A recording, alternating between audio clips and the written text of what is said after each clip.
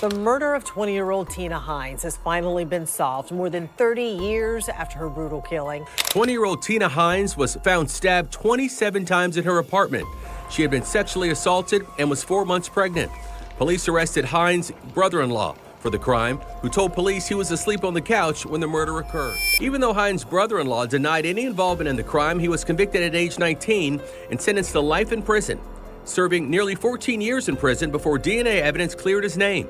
He was exonerated in 2007, but the identity of Tina's accused killer remained a mystery until now. There's no way I could have done it. I loved her too much. No way I could have done it. I loved her too much. A 19-year-old boy spent 14 years in prison for a murder he didn't commit. 14 years of his youth stolen. 14 years behind bars for a crime someone else committed. The real killer?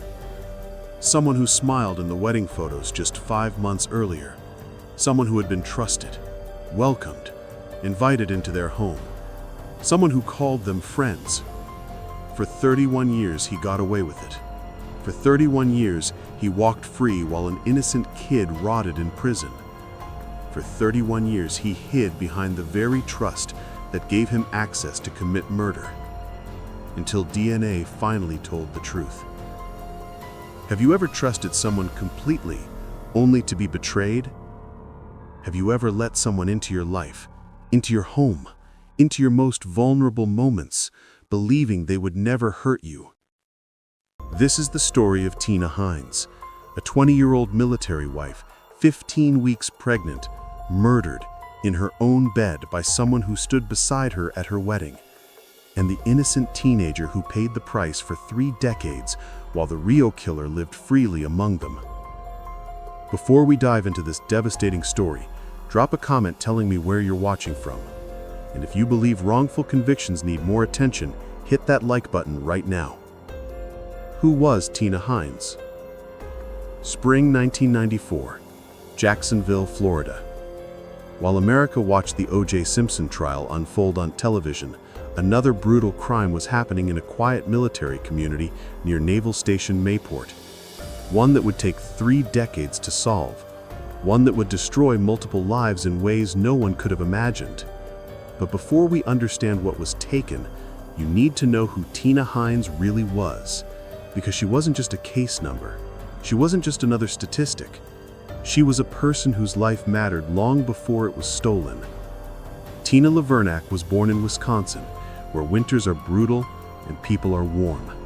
Raised in a close-knit Catholic family, she was the kind of daughter every parent hopes to raise. Warm smile, infectious laughter, genuine kindness that made everyone around her feel valued and seen. Then, she fell in love with Jeremy Hines, a young Navy sailor far from Wisconsin. And this is where we need to pause and acknowledge something that often goes unrecognized: the sacrifice military spouses make.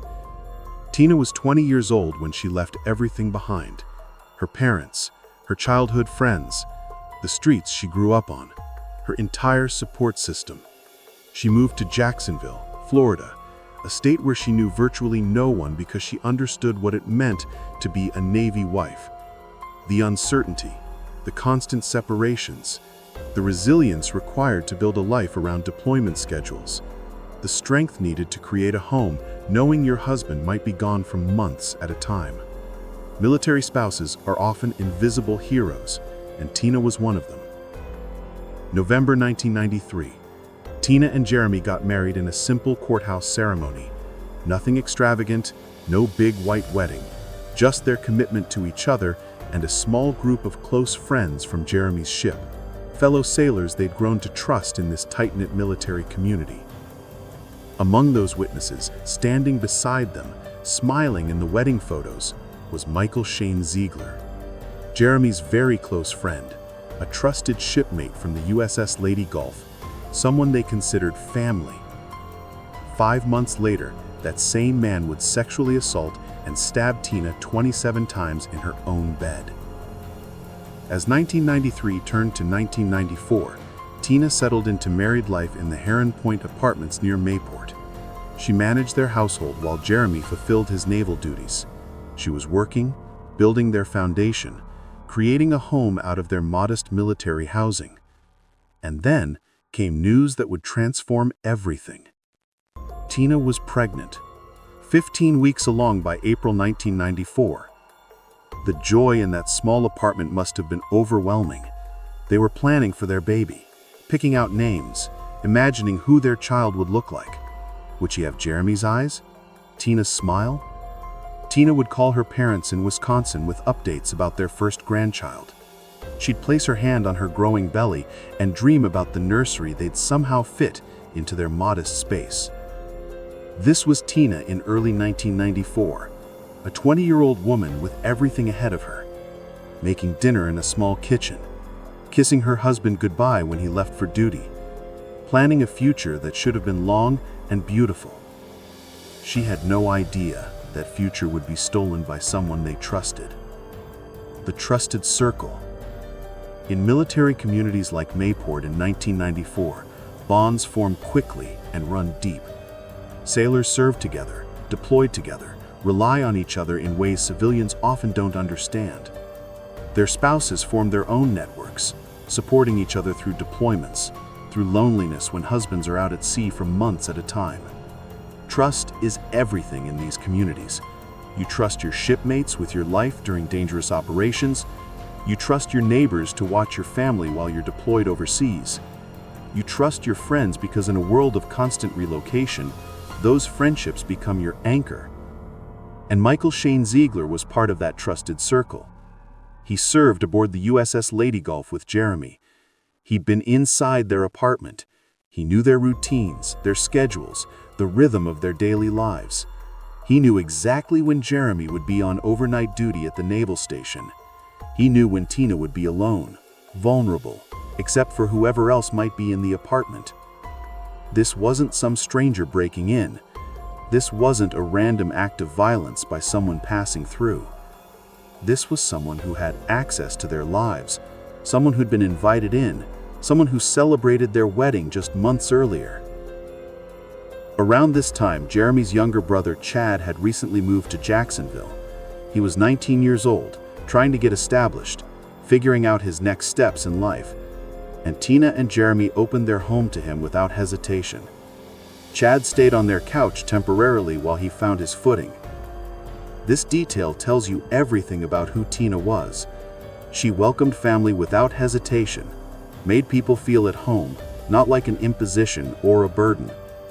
Chad sleeping on that couch would become the most important detail of this entire case, because when Tina was murdered, he would be the only other person in the apartment.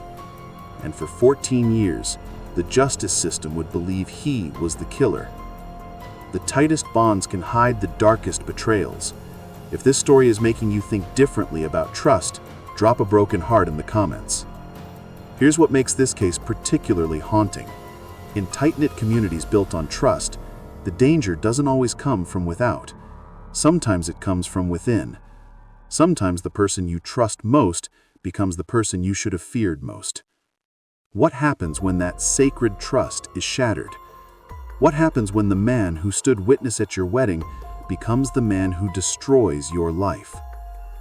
The murder. April 16th, 1994, a Saturday evening. Jeremy Hines reported for overnight duty at Naval Station Mayport, routine for sailors stationed at the base, the kind of shift that had become normal in their marriage. Tina had learned to adapt to these absences, to the empty bed, to managing alone until he came home. That night, Chad was on the couch in the living room. Tina went to bed around her usual time, 15 weeks pregnant, in the home she had made with her husband. Everything seemed normal, safe, routine. But someone else knew Jeremy wouldn't be home that night. Someone else knew Tina would be vulnerable. Someone else knew the layout of the apartment, knew where she slept, knew exactly when to strike. And that person wasn't a stranger lurking outside. That person had been welcomed into our lives. In the dark hours before dawn on April 17th, someone entered that apartment. Someone went to the bedroom where Tina slept, and what happened next was an act of violence so brutal, so personal, that it could only come from someone filled with rage or twisted desire. Tina Hines was sexually assaulted in her own bed.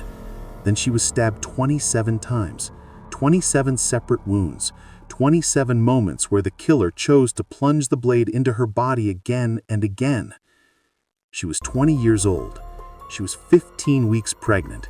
She was sleeping in what should have been the safest place in the world. When Chad woke up that morning, he discovered a scene that would haunt him for the rest of his life. His sister-in-law dead, blood everywhere. The nightmare of trying to process what he was seeing, what had happened while he slept on the couch just rooms away. His frantic 911 call brought police rushing to the Heron Point apartments. What they found was a crime scene of shocking brutality. Tina Hines murdered. Her unborn baby, 15 weeks from meeting the world, gone with her.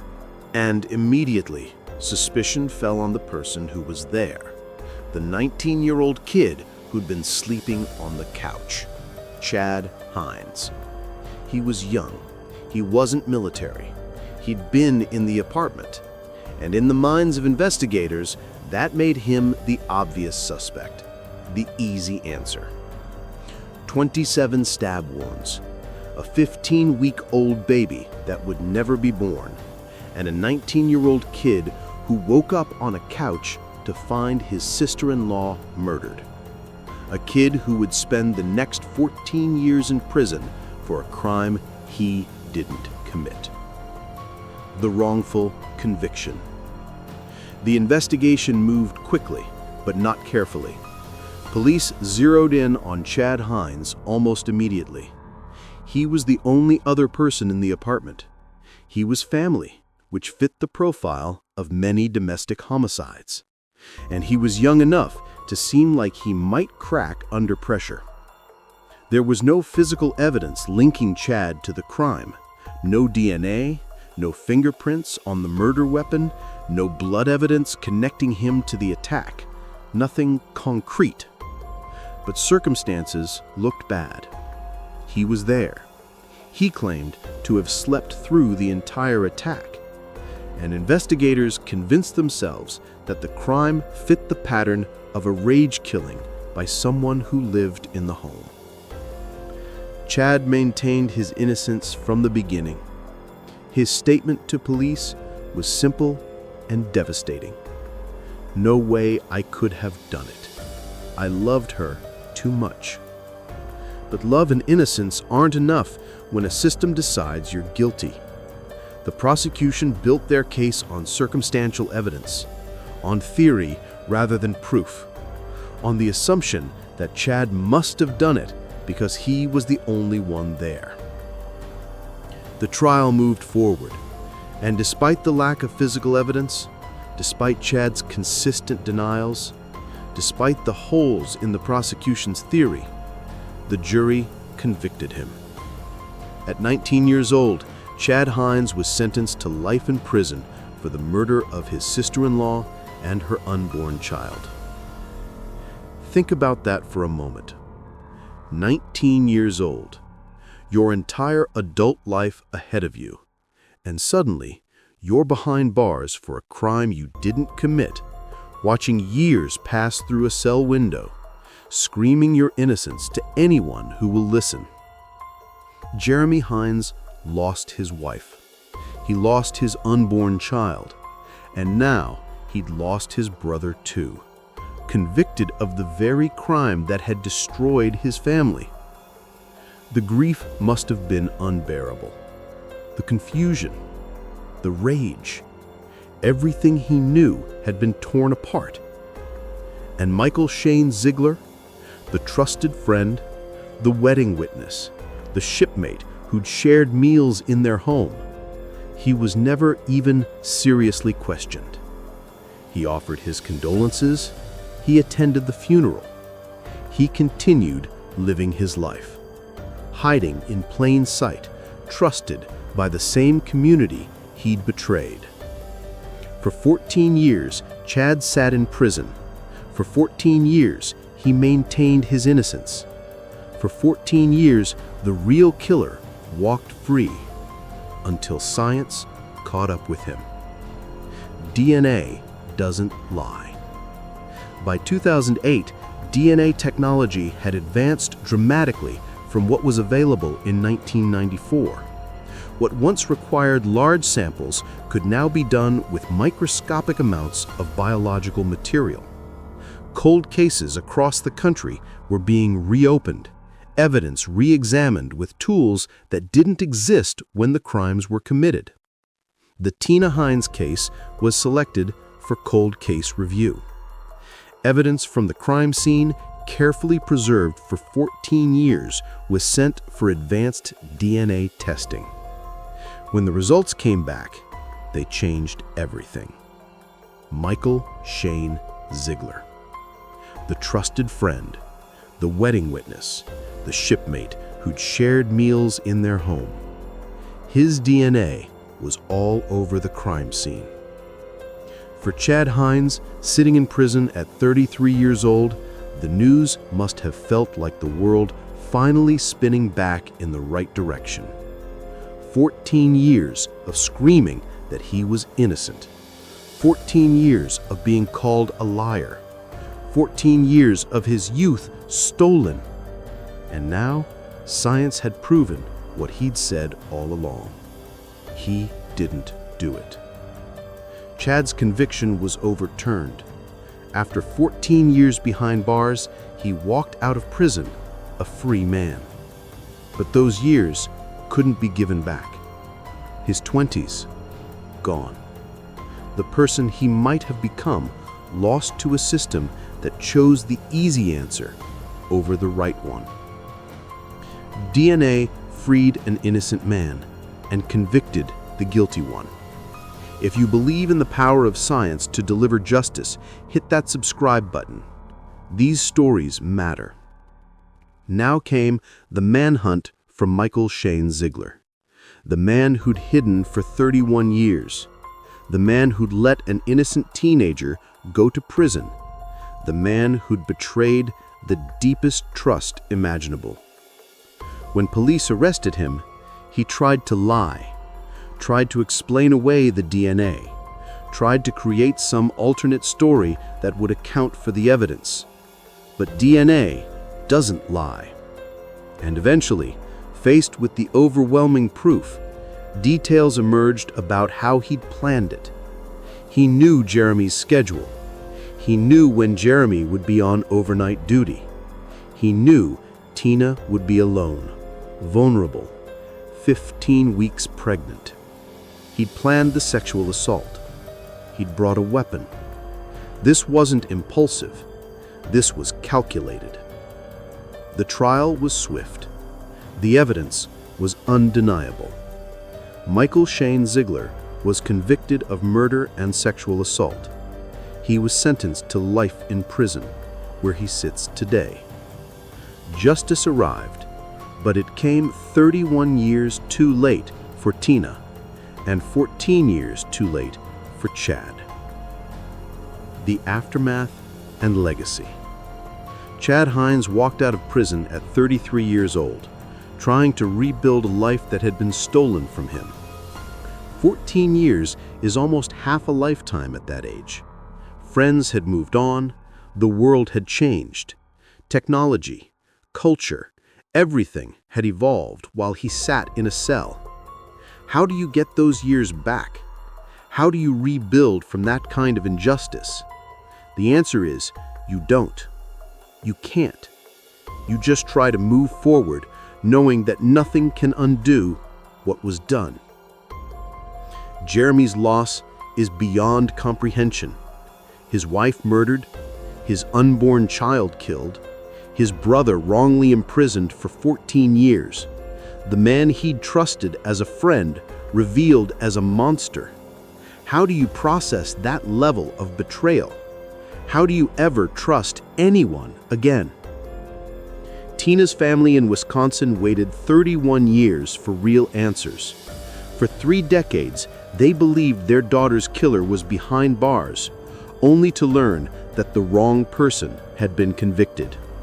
The real killer had been free, living his life, while their daughter remained unavailable in her grave.